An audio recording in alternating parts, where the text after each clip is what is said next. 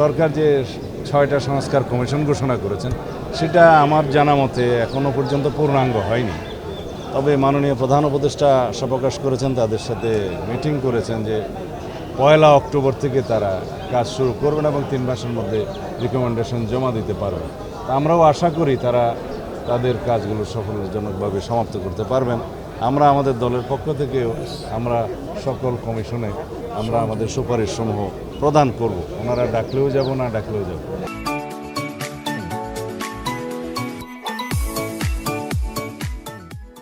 আজকের এই দিনে উলামা দলের প্রতিষ্ঠাবার্ষিকীর এই দিনে আমরা সেটা পুনর্ব্যক্ত করতে চাই। বাংলাদেশের সকল ধর্মের সকল মানুষ ধর্মীয় স্বাধীনতা সম্পূর্ণভাবে ভোগ করবে। সাম্প্রদায়িক সম্প্রীতি বাংলাদেশে সবসময় অক্ষুণ্ণ থাকবে। যারা বাংলাদেশে ধর্মীয় বিভিন্ন সম্প্রদায়ের লোক বলে আখ্যায়িত হতে চান, আমি তাদেরকে বলবো আমরা এখানে সবাই বাংলাদেশি নাগরিক, সবাই বাংলাদেশের সিটিজেন, সবাই সমভাবে বাংলাদেশের সকল অধিকার ভোগ করব। এখানে কোনো সংখ্যালঘু এবং সংখ্যাগুরু থাকবে না।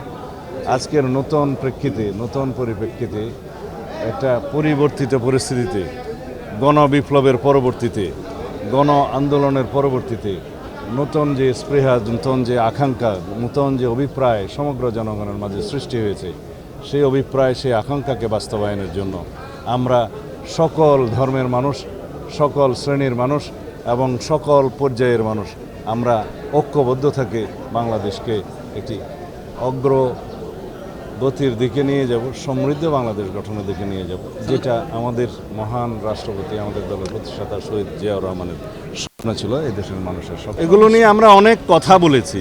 আজকে বিদেশে বসে পতিত স্বৈরাচারের, ফেসিবাদের যিনি দণ্ডমুণ্ড, তিনি অপারেট করছেন বাংলাদেশের ভিতরে যাতে অস্থিরতা সৃষ্টি করা যায়, কিন্তু বাংলাদেশের মানুষ কোনো রকমের ষড়যন্ত্রকে বাস্তবায়ন হতে দিবে না।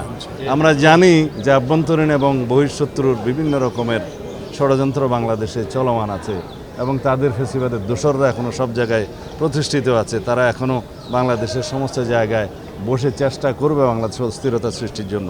কিন্তু গণ আন্দোলনের যে আকাঙ্ক্ষা, গণবিপ্লবের পরবর্তী মানুষের যে অভিপ্রায় এবং মানুষের মধ্যে যে উচ্ছ্বাস সৃষ্টি হয়েছে, তার মুখে সব কিছু ভেসে যাবে।